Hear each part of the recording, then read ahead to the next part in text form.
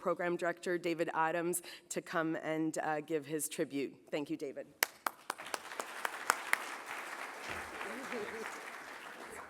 You know, as I'm walking up here, Tyrone whispers to me, "Keep it short, 3 minutes. We have to stay on time." You're really something. And I get 10 minutes. He wants me to divide it by a third. Okay, what an honor.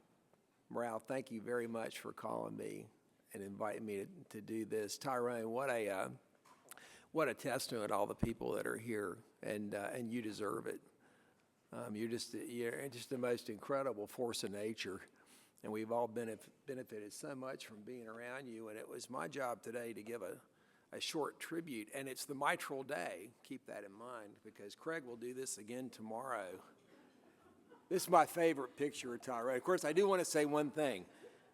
Can you guys just focus on one thing? The hair.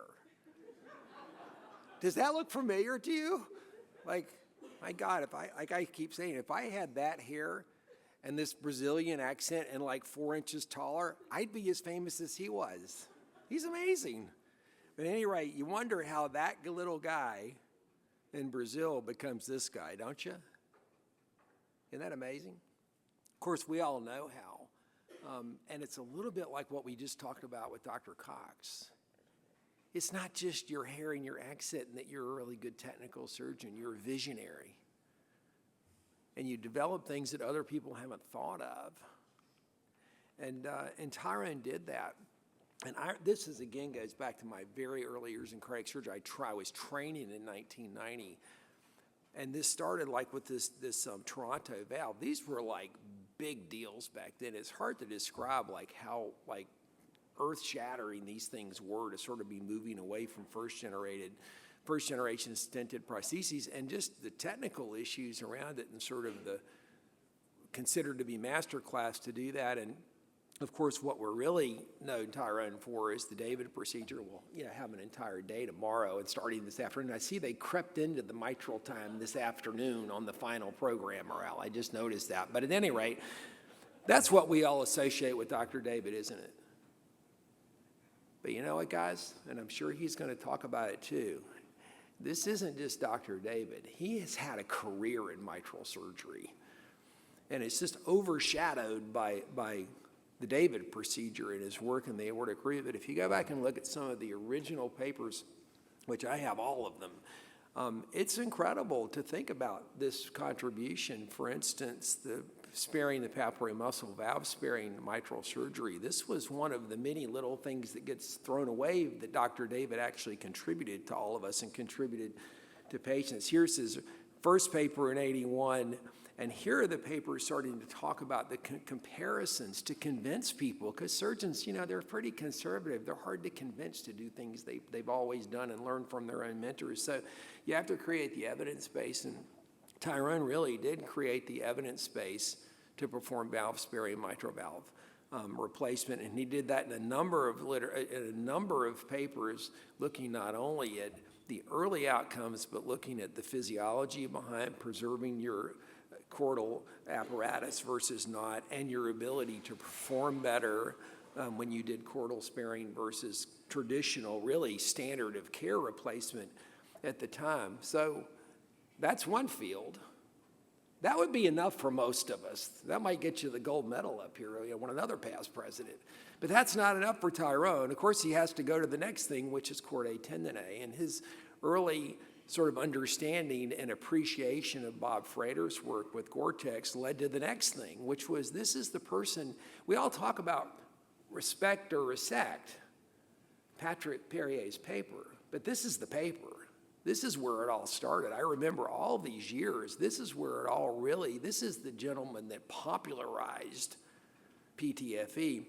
And he did that first by describing techniques. And of course, that's not enough. Then we are going to move on to annular reconstruction. Really, he and Carpentier were the two people that originally started about this. I think Jabrine jumped on board next. There was a handful of people that taught us how to reconstruct the annulus. Certainly, Tyrone was the person that we really associate with that, with Carpentier. And then, of course, it's not enough. Let's move to the commando procedure. Why don't we do that while we're at it? You could have saved something for someone else, you know. I don't know how you got to be so popular. If you were in generation with me, I wouldn't have liked you very much. And then it's never enough, and this is the other word I always associate with Tirone. It's not enough just to think of it first and then do it first. Have the courage to do it first, because you're going to have mortality. You're going to have problems. You're challenging dogma. But then present long-term outcomes. If that's the other phrase I want you to remember about Tirone, long-term outcomes. Because it's never just about the technique. It's also about demonstrating the long-term outcomes. And the later outcomes, we didn't think that way back then.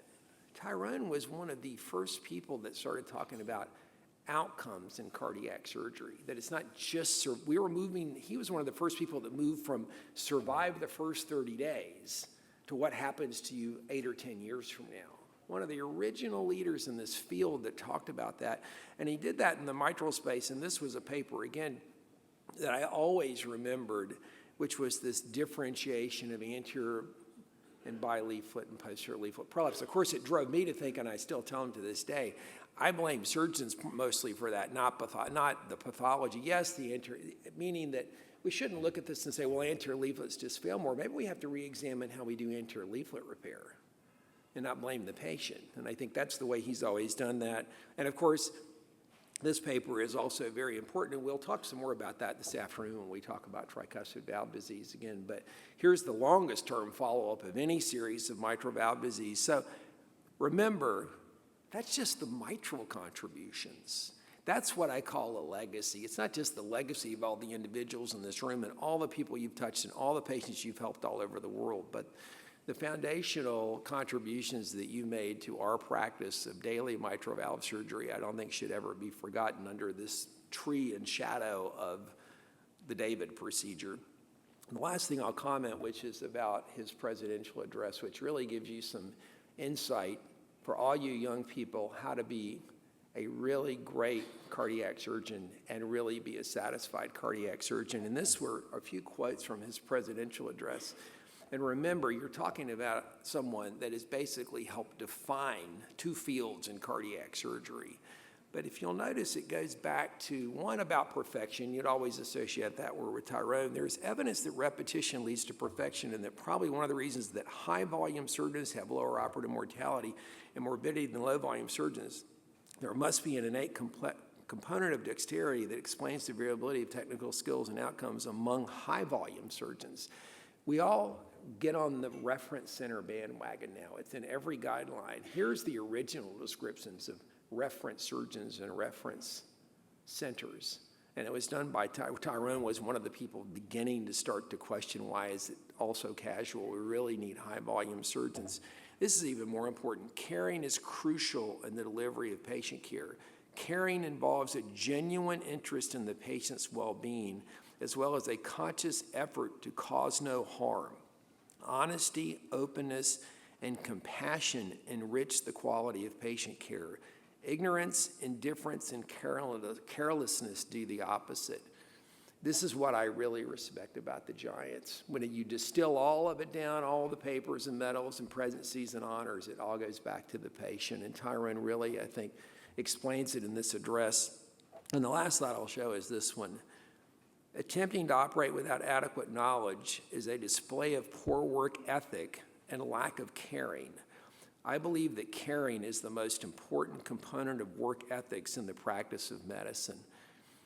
And I just remind everyone in this room, and particularly all of the younger people here that have your whole career to look forward to, look at the person that's saying this and never forget that that's the real honor of what we get to do. And I think this is one of the real things that Tirone is going to leave us for a long, long time with, is no matter how many contributions you make, never forget it's all about the patient. And I think it really is a testament, Tirone, to who you really are. So thank you very much. Now we're ready for his keynote.